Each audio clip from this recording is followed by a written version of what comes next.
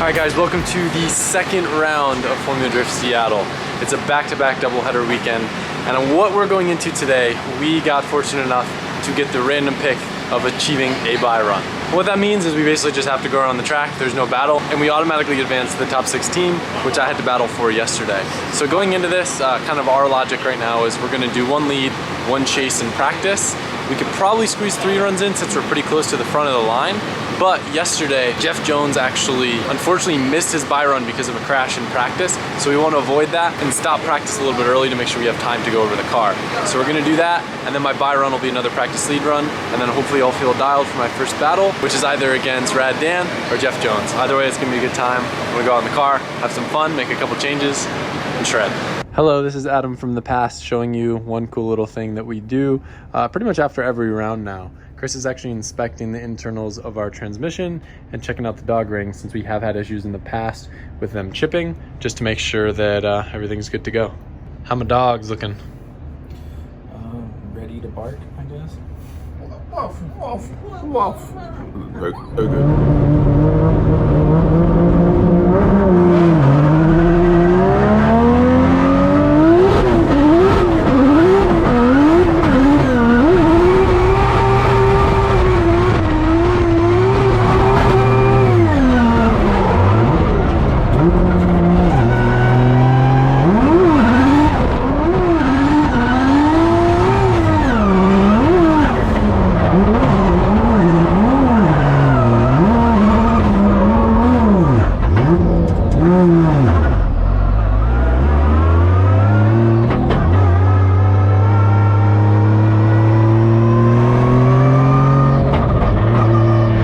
Going into my first run of practice, kind of tricky, not knowing too much what the track conditions are like. And as you saw, I did end up backing it into the wall and actually spinning later on. Now, whether that's because that area of the bank was in the shade and wet, which I wasn't predicting, or potentially what we have been realizing, the engine's been puking a lot of oil, and it was so far down on the chassis that it is actually possible that it coated the rear wheels, and that could have been why I spun there and why I spun later. I'm not too sure, but I went out for the second lap of practice with some adjustments, which you guys will see.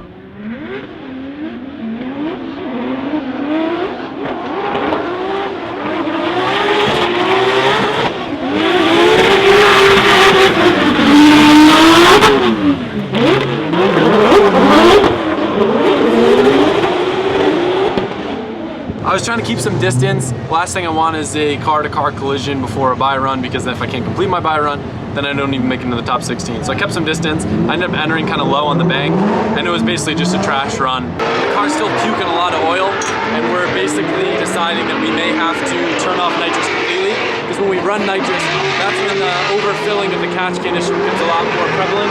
Even having a drain back where it drains back into the pan, it's becoming a serious issue to where everything's getting coated in oil. And right now all we can do is try to turn off nitrous and see what that does.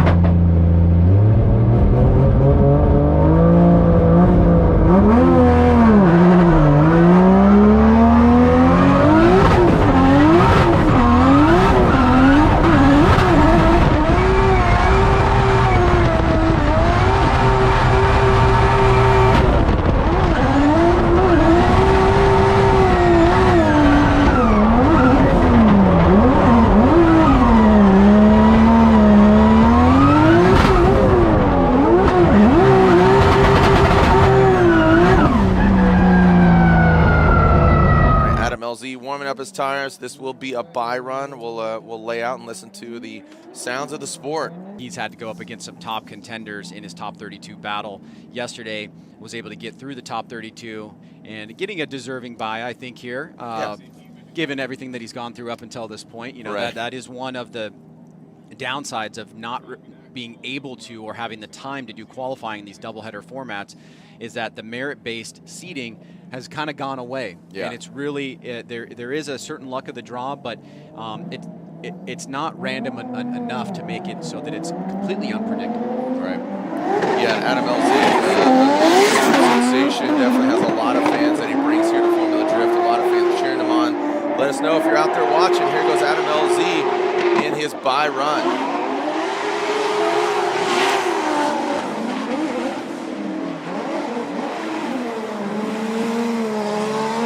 Adam LZ living in Florida. Again, if you don't know who he is, go and look him up on YouTube. A collection and assortment of some of the freshest cars out there, from R34s to BMWs, and just a bunch of really rad cars and Evo. But really, really good dude, and excited to bring some, again, a large fan base here to Formula Drift.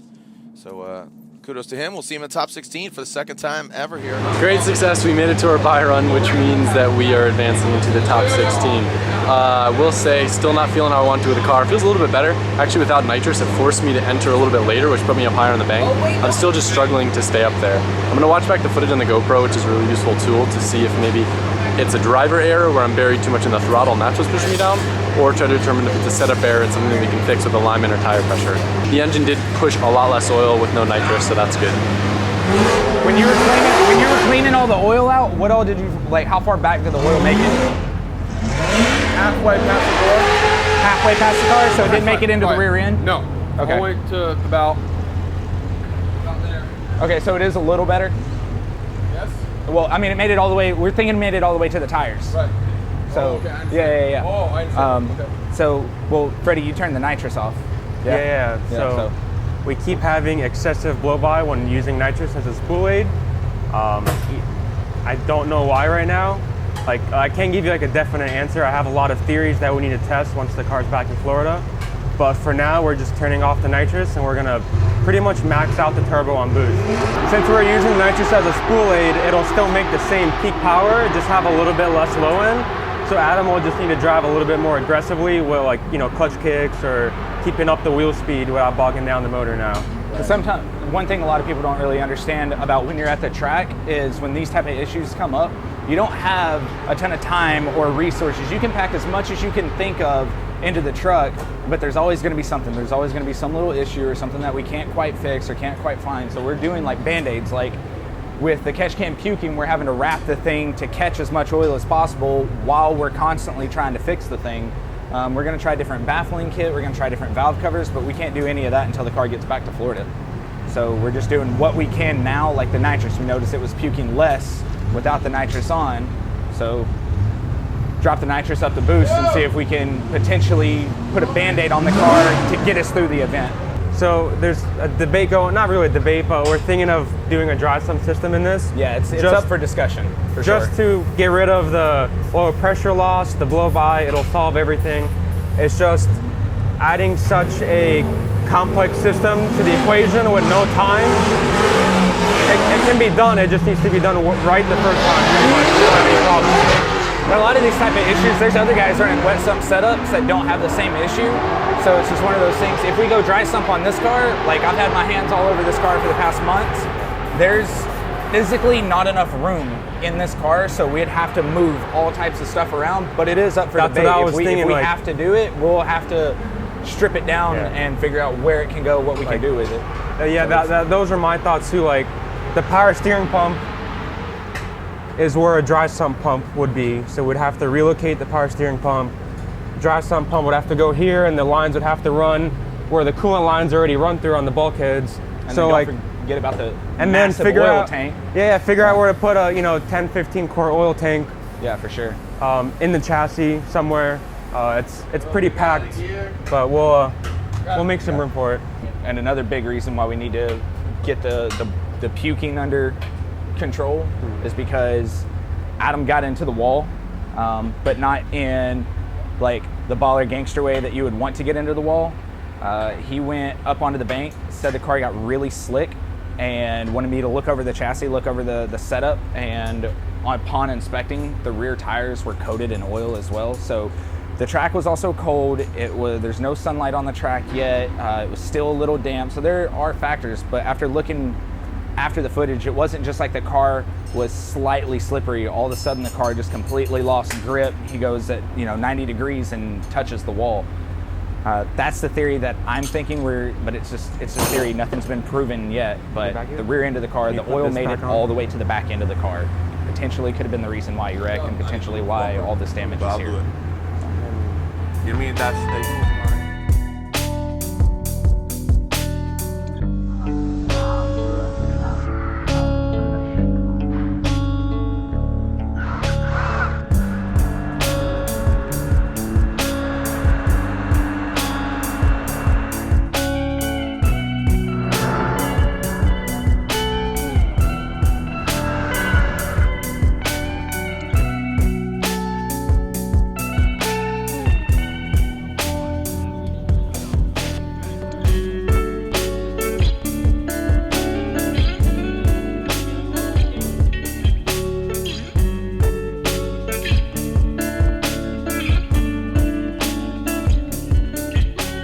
So going into my first battle, I wasn't super worried, just mainly focused on my lead run. And as you guys will see in the footage, I made a few changes to both my driving style and the setup that let me stay up on the bank way higher, which I'm super happy about in the run. But unfortunately, towards the end, I did have a pretty big mistake. I don't think I downshifted all the way to third, and I think I was still running fourth, which I was able to get away with when I was running nitrous. But I just don't have enough laps of the setup running no nitrous to know that I should have clutch kicked it harder there. And I had a little bit of a bobble on a straight end that I think would end up costing me.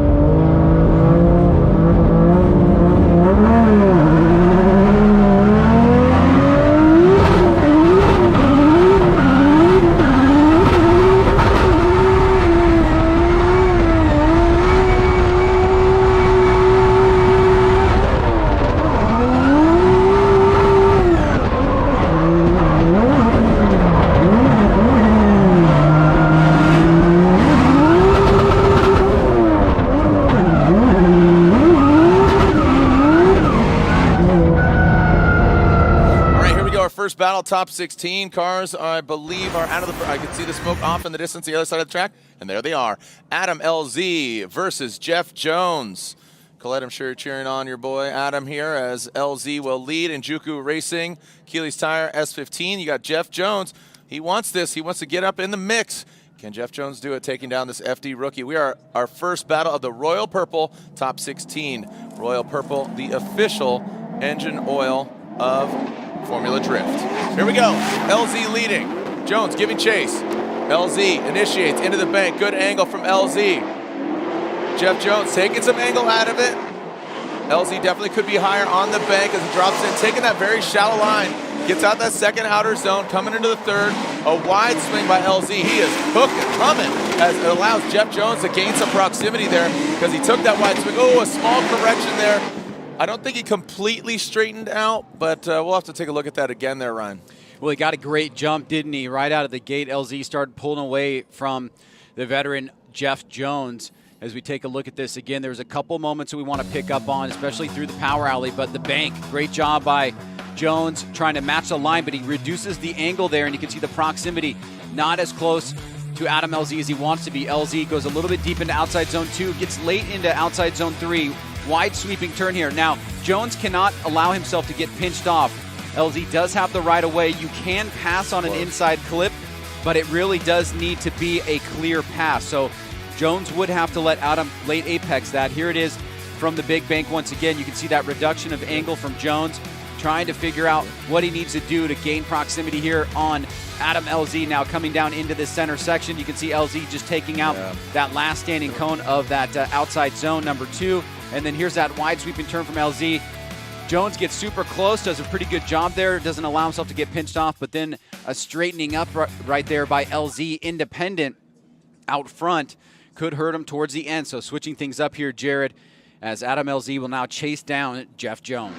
Going into the chase, Ginge communicated to me over the radio. We had like a code 1, 2, or 3. He told me 2.5, which is like almost push it into his door, like give it all you got. He did a pretty good chase run on you. One of the things that I struggled with, which you guys will see in the footage, on the straight, he kind of has like a slower initiation style where he kind of like creepy crawls and then does a big clutch kick. Where my car, I really need the wheel speed to be able to get into boost in each gear. So I wound up like kind of having a short shift into 5th. Thankfully I made it work and was able to clutch kick and get right on him. But I did come off the bank a little bit early and had to sacrifice angle in some zones that you guys will see.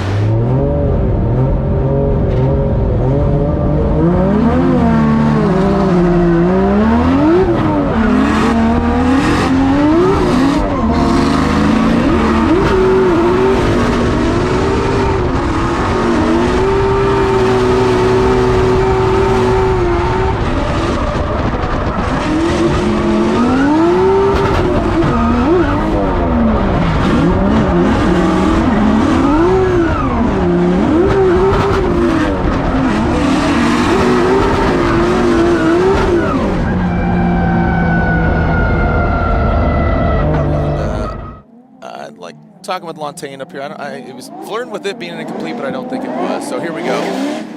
Jeff Jones will lead. LZ give a chase. Nice flick initiation there by Jeff Jones. Oh, Jeff working it to the top. Adam LZ, middle of the bank.